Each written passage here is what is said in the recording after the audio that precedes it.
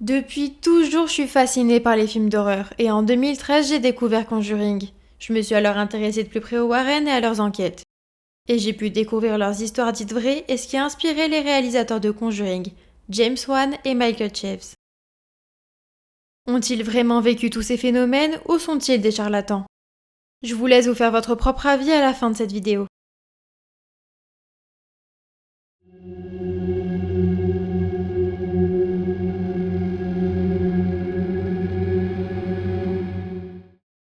« 7 septembre 1926. Ed Warren est né à Bridgeport dans le Connecticut. Il est peintre, mais s'intéresse également au paranormal. Donc il se dit démonologue et chasseur de fantômes. 31 janvier 1927. Lorraine Moran naît également à Bridgeport dans le Connecticut. Elle baigne également dans le monde du paranormal, donc elle se dit voyante et elle aussi chasseur de fantômes. Il s'agit d'un couple américain et écrivain dont la spécialité sont les sciences occultes. Mais ils ne font pas que ça. Ils s'impliquent également dans des histoires de possession, d'exorcisme ou encore de poltergeist. Ces histoires, ils essayent de les résoudre. Mais les Warren ne se contentaient pas seulement d'enquêter, ils étaient tellement fascinés par l'invisible qu'ils collectionnaient dans leur cave des objets prétendus responsables de certaines affaires dont ils se sont occupés. Comme la plus célèbre, la véritable poupée Annabelle. Si vous ne la connaissez pas, voici son histoire. 1970. Une mère décide d'offrir à sa fille une poupée Anne Raggedy. Mais peu de temps après, Donna et sa colocataire remarquent des choses étranges. Par exemple, elles ont l'impression que la poupée change de position durant leur absence. Mais quelques temps plus tard, ça prend de plus grandes proportions et elle se déplace d'une pièce à l'autre. Vraiment curieuse de cette situation, elle décide de faire appel à une médium qui affirmera une présence à travers cette poupée. Annabelle Higgins. Il s'agirait d'une petite fille de 7 ans décédée il y a plusieurs années. Et pendant cet échange avec la médium, Annabelle en aurait profité pour demander si elle pouvait rester auprès d'elle. Et touchée par cette tragique histoire, elles acceptent. Mais c'est à partir de ce moment-là que le vrai cauchemar commence. Elle se mettrait à déplacer et à jeter des objets lourds, des inscriptions et des taches de sang apparaissent et elle ira même jusqu'à griffer et tenter d'étouffer le petit ami de Donna. Car elle aurait conseillé aux jeunes filles de se débarrasser d'Annabelle, ce qui lui aurait fortement déplu. Ce quotidien devenant terrifiant, elle décide de contacter le couple Warren. Mais une fois arrivés sur place, ils se rendent compte que la poupée n'est absolument pas possédée par une petite fille, mais par quelque chose de bien pire, une entité démoniaque. Comprenant le danger de cette poupée, Ed et Lorraine Warren décident de partir avec Annabelle, et avant cela, ils bénissent la maison. Mais sur le chemin du retour, ils ne seront pas épargnés pour autant. Ils vivront un phénomène assez inquiétant. Les freins de la voiture commencent à lâcher. Ed prend alors la décision de s'arrêter au bord de la route et de se protéger en bénissant toute la voiture. Et une fois arrivés chez eux, rien ne s'arrête. Des objets explosent sans raison et la poupée se déplace seule. Alors pour des raisons de sécurité, ils décident d'enfermer la poupée Annabelle dans une cage de verre qui est régulièrement protégée par des pierres et des rituels. Cette poupée serait tellement effrayante que même Lorraine n'aurait pas pu la regarder dans les yeux durant des années. Le film d'horreur Annabelle a été réalisé en s'inspirant de cette histoire. J'aime bien tes poupées. Qu'est-ce qu'elle fait là? Je te jure que je l'avais jetée. Quelqu'un a sûrement dû se tromper. Voilà, il a sa place.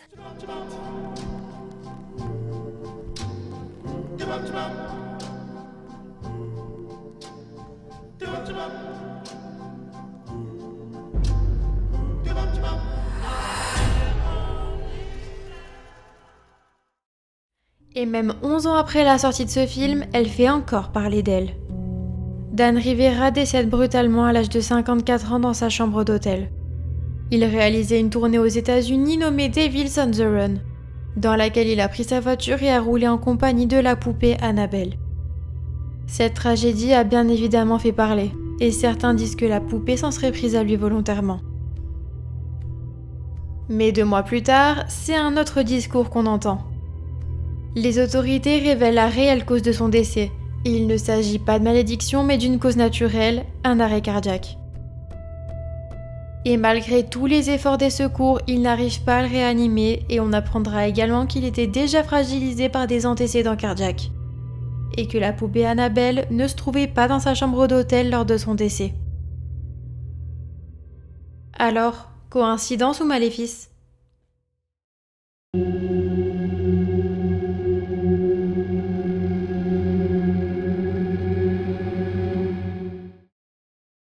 1945. Ed et Lorraine Warren se marient, et un an plus tard, le 11 janvier 1946, Lorraine donne naissance à leur seule et unique fille, Jodie. Naissant et grandissant autour d'un monde paranormal, elle préfère s'en écarter durant plusieurs années, trop dominée par la peur du monde de l'invisible, mais surtout de la poupée Annabelle qui se trouve dans leur cave. Il y avait quelque chose de fascinant autour de cette poupée assise dans cette boîte transparente. On avait parfois l'impression de voir ses membres bouger. Elle est censée être une simple poupée qu'adore les petites filles, mais ce n'est pas du tout le cas. Je l'ai vue pendant de nombreuses années et j'en suis venue à en être terrifiée. Mes parents me disaient toujours de l'ignorer, de ne pas la regarder dans les yeux et j'ai toujours réussi à l'éviter. 1952. Voyant l'intérêt grandissant autour de leurs affaires qui sont devenues célèbres, ils décident de créer un siège de recherche paranormale, le New England Society for Psych... Oui bon, j'arrive pas à le dire, mais c'est ça. Il se situe à Monroe dans le Connecticut où il travaillait aux côtés de Dan Rivera.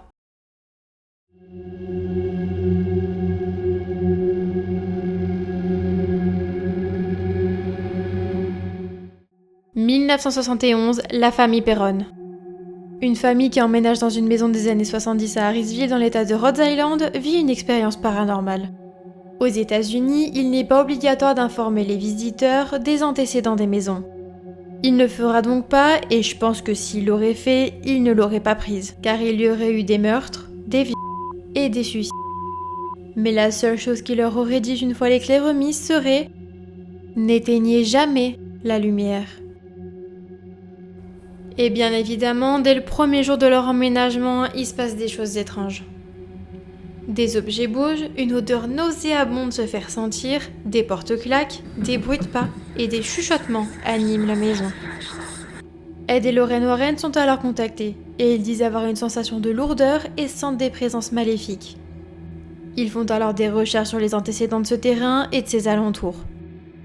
Ils y découvrent alors des choses macabres. Il s'agirait en fait de l'esprit de Bathsheba Sherman qui y habitait il y a plusieurs années. Et un événement est lié à elle, le décès de son enfant. Bien que ce drame émeut beaucoup de personnes, certains l'accusent de sorcellerie et d'infanticide. Ils disent qu'elle aurait offert son propre enfant en sacrifice au diable, ce qui aurait scellé son pacte. Elle l'aurait assassiné à l'aide d'une aiguille à coudre. Mais elle ne sera jamais inculpée pour faute de preuves, et ces rumeurs la suivront toute sa vie, et même après sa mort en 1885. Et ce serait cette même femme qui s'acharnerait sur la mère de famille, Caroline Perron. Au-delà des bruits et des objets qui bougent, elle aurait été victime d'agressions physiques. Comme ce jour où d'un coup, elle a ressenti une très forte douleur à sa jambe. Et quand elle a regardé ce qui lui faisait si mal, elle s'est aperçue qu'elle avait été blessée avec une aiguille. Comme si elle avait transpercé sa jambe. Et d'après la fille aînée, Bathsheba aurait même tenté de prendre possession de sa mère. Ils finiront par déménager en 1980 suite à tous ces événements. Mais malheureusement, ça ne s'est pas arrêté pour autant et ils ont continué à vivre des phénomènes étranges. Cette histoire assez troublante a inspiré le tout premier film de la saga, Conjuring. Et même durant le tournage, ils étaient présents, et ils diront n'avoir ressenti aucune peur parce que la réalité, elle, aurait été bien pire.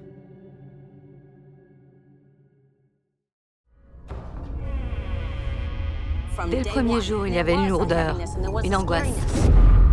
Des choses ont commencé à se produire dans la maison. Qu'est-ce qu'elle m'avait fait? Nancy?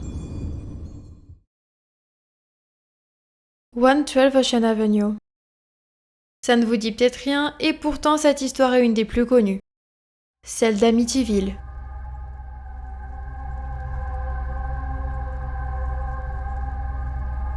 « 13 novembre 1974, 3h15 du matin. Pendant que toute la famille des Féo dort paisiblement, le fils aîné l'assassine froidement à coups de fusil.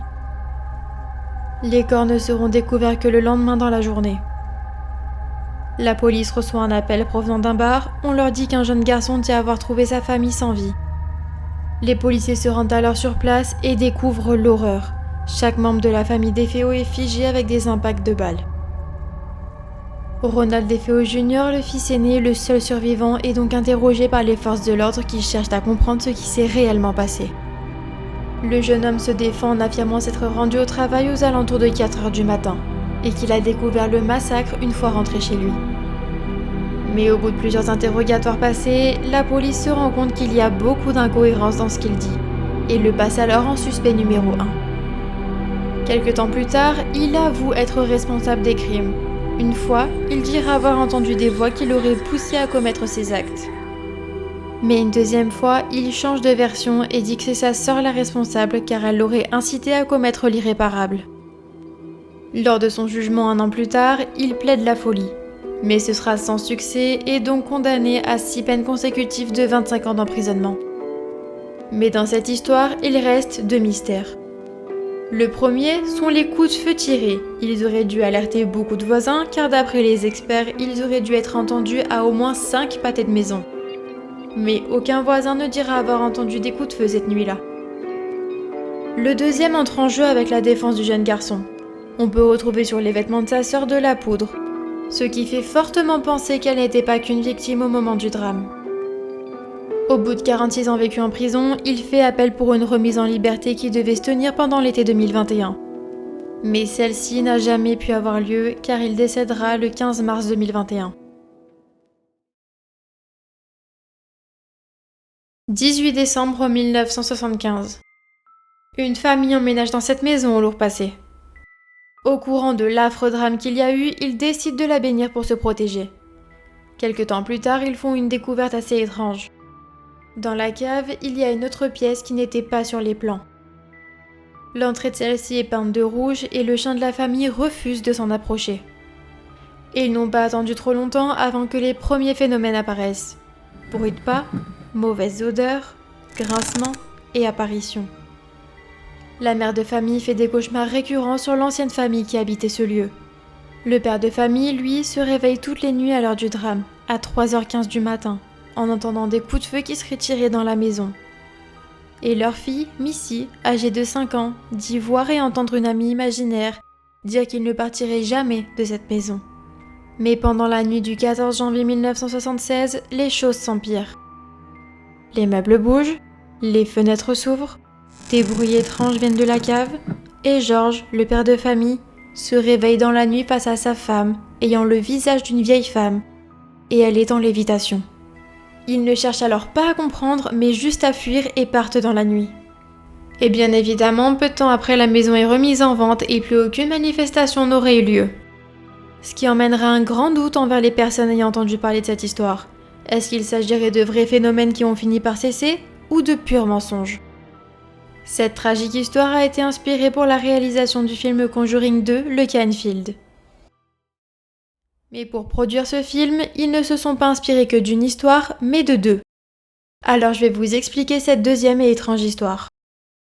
31 août 1977. La famille Hawks... Non, ça non plus, j'arrive pas à le dire. Va vivre le poltergeist d'Enfield. Ils vivront en tout 1500 événements paranormaux durant 2 longues années. Des grincements, des chuchotements, des meubles se déplacent, des projections d'objets et même des lévitations. Lors d'enregistrements pour entrer en contact avec l'esprit, une voix d'homme se fait entendre à travers l'une des filles. D'après Ed et Lorraine Warren, il s'agit d'un démon possédant le corps de la petite fille de 11 ans, Janet. Je m'appelle Bill Wilkins et j'ai 72 ans. Il a l'air désorienté. Il est sénile ? La voix sur cet enregistrement est celle d'une petite fille de 11 ans. Ne m'appelez pas Janet. C'est une petite fille adorable. Un esprit malfaisant essaie de la forcer à commettre le péché ultime. Mais s'agirait-il là aussi de véritables supercheries ? Les 2 jeunes filles auraient été aperçues en train de tordre volontairement des cuillères et la raison, selon elles, serait pour rendre plus crédible cette histoire auprès des enquêteurs. Ces événements ont rapidement intéressé les médias, ils voulaient surtout du sensationnel pour les lecteurs et vendre leurs articles. Ils se rendaient alors régulièrement devant leur maison et parfois cela leur enlevait leur intimité. Et si cette médiatisation avait entraîné Janet et sa sœur dans l'extravagance de leur petite supercherie ? Durant cette grande ampleur, des psychologues se sont également intéressés à leur histoire et pencheraient pour une hystérie collective ou un trouble de la personnalité de la petite fille, Janet. Et 2 ans plus tard, tout s'est arrêté.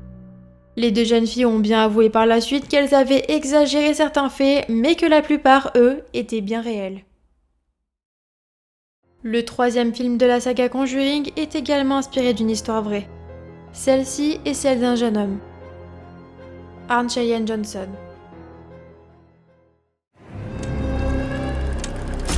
Les habitants de Brookfield sont sous le choc d'avoir appris le meurtre en plein après-midi de Bruno Sols.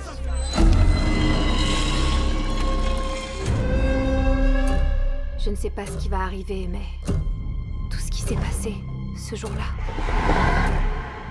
c'était pas Arnie.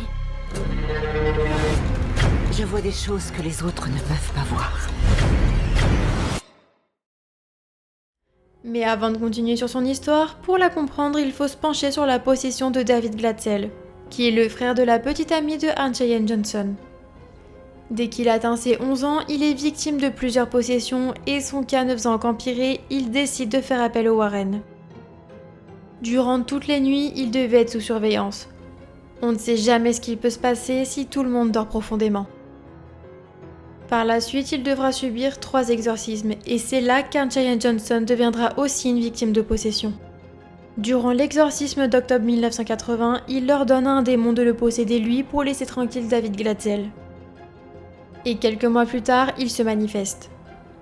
Il se rend dans un chenil où travaille sa petite sœur, elle s'y trouve avec leur petite cousine.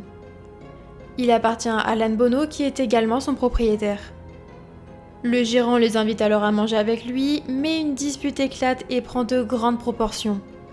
Alan menace la petite cousine âgée de 9 ans sous l'emprise de l'alcool. Et cette action aura de lourdes conséquences. Pris de rage, Arne Cheyenne Johnson le poignarde à plusieurs reprises.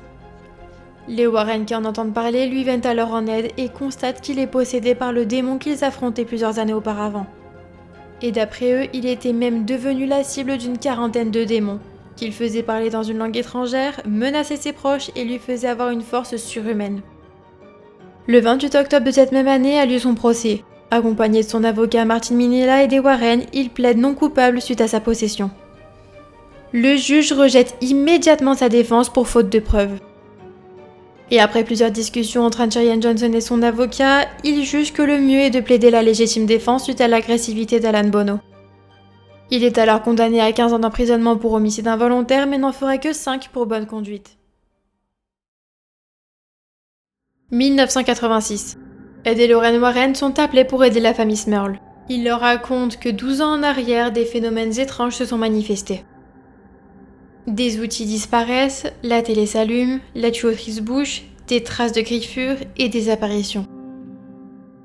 Mais malgré tout ça, ils continuent de vivre leur vie comme si rien ne se passait, mais c'est en 1977 que les phénomènes s'accentuent. La chasse d'eau est tirée alors que personne ne s'y trouve, des traces de pas, des meubles bougent, l'électronique débranchée se met en marche, une chaise se balance, des mauvaises odeurs se font ressentir, et ils vont même jusqu'à sentir des personnes qui les touchent, sans que personne ne se trouve derrière eux. 1985. C'est cette année-là qu'ils ont compris que l'entité qui se trouvait auprès d'eux était bien plus puissante qu'ils ne le pensaient. Et d'autres phénomènes apparaissent. La maison devient glaciale, ils entendent à travers les murs des disputes tellement fortes que les voisins peuvent les entendre, même lorsque la maison est vide. Ils voient toujours des apparitions, mais celles-ci deviennent de plus en plus inquiétantes quand elles s'accompagnent de voix qui les appellent.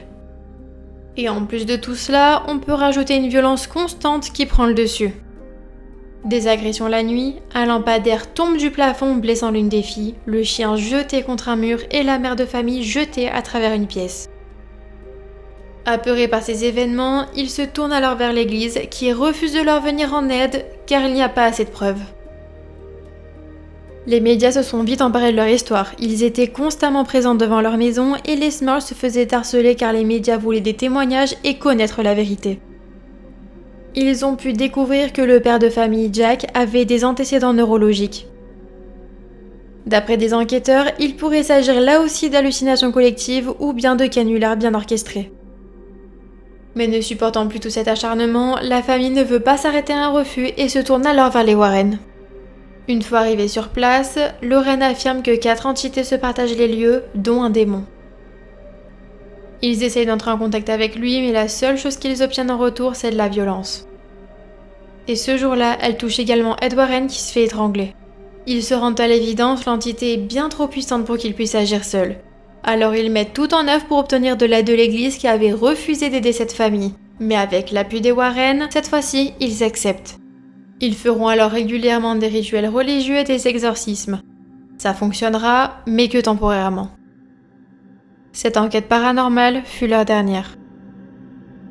Cette dernière enquête a inspiré le dernier film de la saga Conjuring, L'heure du jugement. 8 personnes vivent dans cette maison. 8 personnes ont assisté à tout ça. 8 personnes ne peuvent pas toutes être cinglées.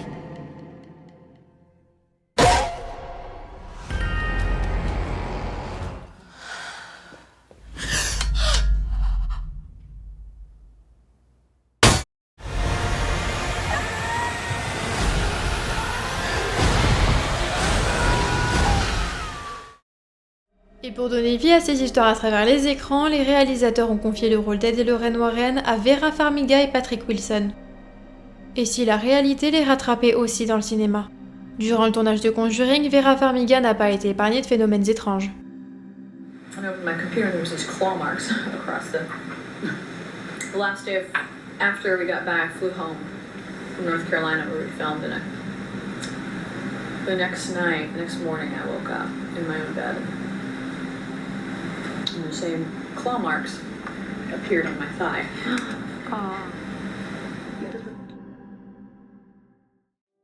10 septembre 2025.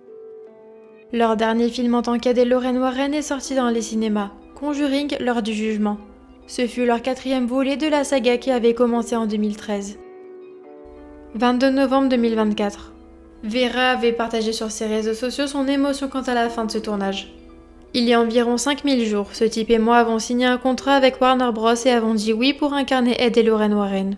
Aujourd'hui, Patrick et moi on aura fini. J'ai encore 12 heures de rire et de folie avec lui, et puis brusquement, il quittera le plateau, enlèvera son costume de démonologue trempé de sueur, affichera ce sourire éblouissant et dira adieu à notre faux mariage. Ouais, j'ai ressenti ça aujourd'hui.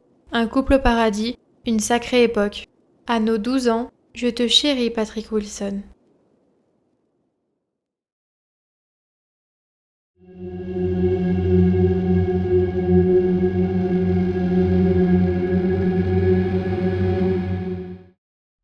« 23 août 2006. Ed Warren décède à son domicile auprès de sa femme. Son état de santé se détériorait depuis 2001 suite à une crise cardiaque. Et Lorraine Warren décède de manière naturelle dans son sommeil à l'âge de 92 ans, le 18 avril 2019. Ils seront enterrés ensemble au cimetière de Stepney dans un quartier de Londres. Après plusieurs années, Judy s'est intéressée au monde du paranormal. Et aujourd'hui, elle dirige même une organisation d'enquête paranormale aux côtés de son mari, Tony Spera. Cette organisation est le New England for... Non, j'arrive toujours pas à le dire. Et dans ce lieu, on peut y retrouver des événements organisés, comme le visionnage de la vraie poupée Annabelle ou encore des immersions paranormales.